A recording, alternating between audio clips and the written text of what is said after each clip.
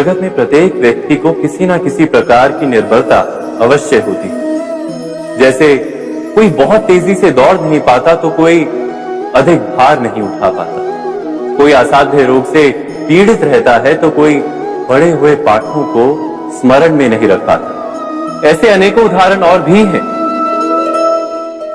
क्या आप किसी ऐसे व्यक्ति को जानते हैं जिसे सब कुछ प्राप्त हो और हम जीवन की उस एक निर्बलता को जीवन का केंद्र मानकर जीते हैं? इस कारणवश हृदय में दुख और असंतोष रहता है सदा। निर्बलता मनुष्य को जन्म से अथवा संजोग से प्राप्त होती है, किंतु उस निर्बलता को मनुष्य का मन अपनी मर्यादा बना लेता है। किंतु कुछ व्यक्ति ऐसे भी होते हैं जो अपने पुरुषार्थ और श्रम से उस निर्बलता को पराजित कर देते हैं। क्या भेद है उनमें और अन्य लोगों में? क्या आपने कभी विचार किया है? सरल सा उत्तर है इसका। जो व्यक्ति निर्बलता से पराजित नहीं होता, जो पुरुषार्थ करने का साहस रखता है हृदय में, वो निर्बलता को पार कर जाता है। अर्थात निर्बलता अवश्य ईश्वर देता है, किंतु मर्यादा मनुष्य का मन ही निर्मित करता है। स्वयं विचार कीजिए।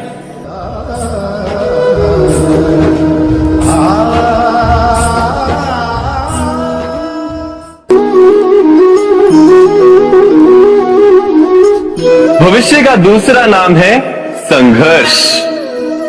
हृदय में आज इच्छा होती है और यदि पूर्ण नहीं हो पाती तो हृदय भविष्य की योजना बनाता है। भविष्य में इच्छा पूर्ण होगी ऐसी कल्पना करता रहता है, किंतु जीवन ना तो भविष्य में है ना अतीत में।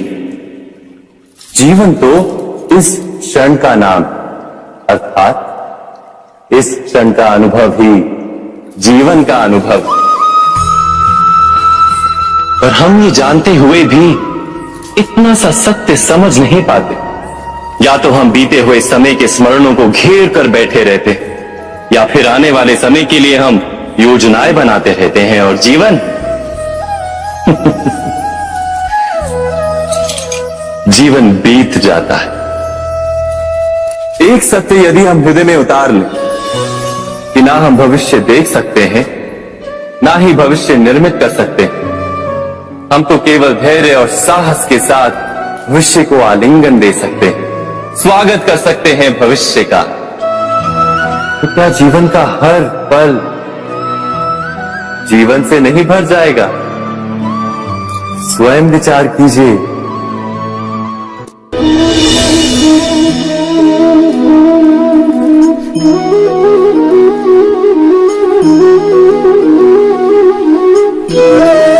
ज्ञान प्राप्ति सदा ही समर्पण से होती है, यह हम सब जानते हैं। किंतु समर्पण का वास्तविक महत्व क्या है? क्या हमने कभी विचार किया? मनुष्य का मन सदा ही ज्ञान प्राप्ति में विभिन्न बाधाओं को उत्पन्न करता है। कभी किसी अन्य विद्यार्थी से ईर्ष्या हो जाती है, कभी पढ़ाए हुए पाठों पर संदेह जमता है और कभी गुरु द्वारा दिया गया दंड मन को अहंकार से भर देता है। नहीं, क्या ऐसा नहीं होता? न जाने कैसे कैसे विचार मन को भटकाते हैं और मन की इसी अयोग्य स्थिति के कारण हम ज्ञान प्राप्त नहीं कर पाते। मन की योग्य स्थिति केवल समर्पण से निर्मित होती है। समर्पण मनुष्य के अहंकार का नाश करता है, ईर्ष्या, महत्वाकांक्षा आदि भावनाओं को दूर कर हृदय को शांत करता है और मन को एकाग्र करता है। वास्तव में ईश्वर की सृष्टि में ना ज्ञान की मर्यादा है ना ज्ञानियों की। गुरु दत्तात्रेय ने तो गाय और श्वान से भी ज्ञान प्राप्त कर लिया था। अर्थात विषय ब्रह्म ज्ञान का हो या जीवन के ज्ञान का या गुरुकुल में प्राप्त होने वाले ज्ञान का, उसकी प्राप्ति के लिए गुरु से अधिक महत्व है उस गुरु के प्रति हमारा समर्पण। क्या ये सत्य नहीं?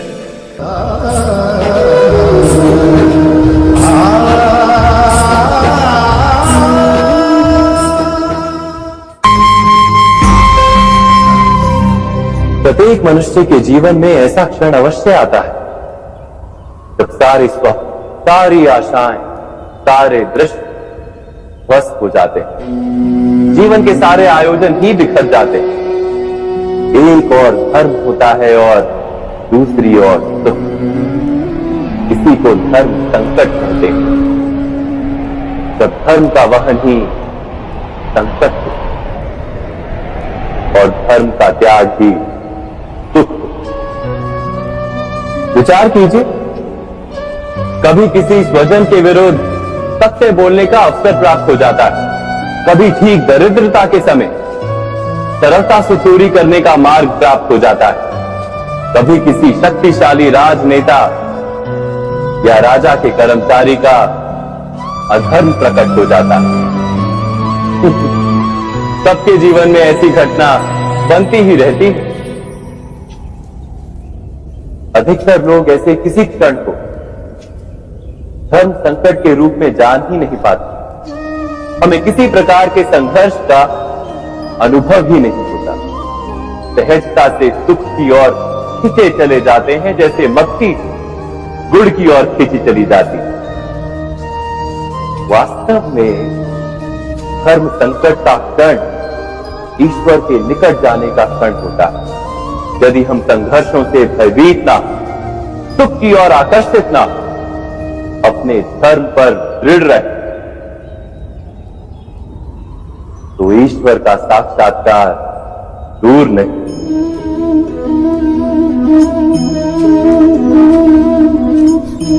पवन से युद्ध करने वाला पत्ता यदि पेड़ से गिरता है तो भी आकाश की ओर उठता है। पवन से झुकने वाली घास वही भूमि पर रह जाती है। अर्थात धर्म संकट से यदि हम संकट को ही टाल दें तो सुख तो मिलता है, जीवन बढ़ता है, किंतु क्या चरित्र नहीं टूटता? क्या आत्मा दरिद्र नहीं हो जाती? क्या ईश्वर से अंतर नहीं हो जाता?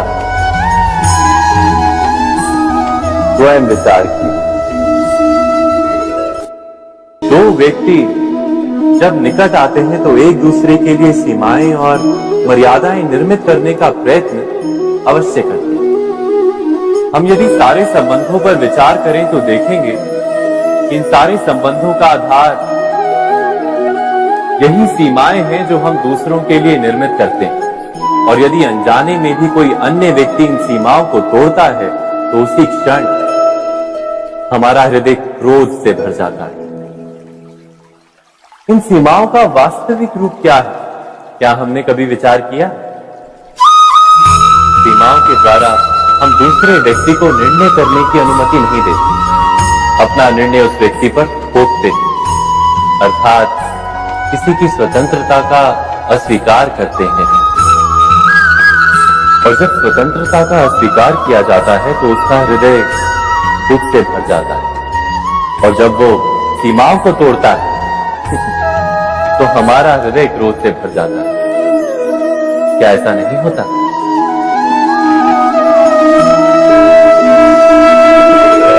पर यदि एक दूसरे की स्वतंत्रता का सम्मान किया जाए तो किसी मर्यादाओं या सीमाओं की आवश्यकता ही नहीं होती। अर्थात जिस प्रकार स्वीकार किसी संबंध का देह है, क्या वैसे ही स्वतंत्रता किसी संबंध की आत्मा नहीं? स्वयं विचार कीजिए। सबके जीवन में ऐसा प्रसंग अवश्य आता है कि सत्य कहने का निश्चय होता है हृदय में, किंतु मुख से सत्य निकल नहीं पाता। कोई भय मन को घेर लेता है। किसी घटना अथवा प्रसंग के बारे में बात करना या फिर स्वयं से कोई भूल हो जाए उसके बारे में कुछ बोलना, क्या ये सत्य है? नहीं, ये तो केवल तथ्य है। अर्थात जैसा हुआ था वैसा केवल बोल देना सामान्य सी बात है। किंतु कभी कभी उस तथ्य को बोलते हुए भी भय लगता है। कदाचित किसी दूसरे की भावनाओं का विचार आता है मन। दूसरे को दुख होगा ये भय भी शब्दों को रोकता है। तो ये सत्य क्या है? क्या हमने कभी विचार किया है? जब भय रहते हुए भी कोई तथ्य बोलता है तो वो सत्य कहलाता है। वास्तव में सत्य कुछ और नहीं, केवल निर्भयता का दूसरा नाम। और निर्भय होने का कोई समय नहीं होता, क्योंकि निर्भयता आत्मा का स्वभाव है। अर्थात क्या प्रत्येक क्षण सत्य बोलने का क्षण नहीं होता?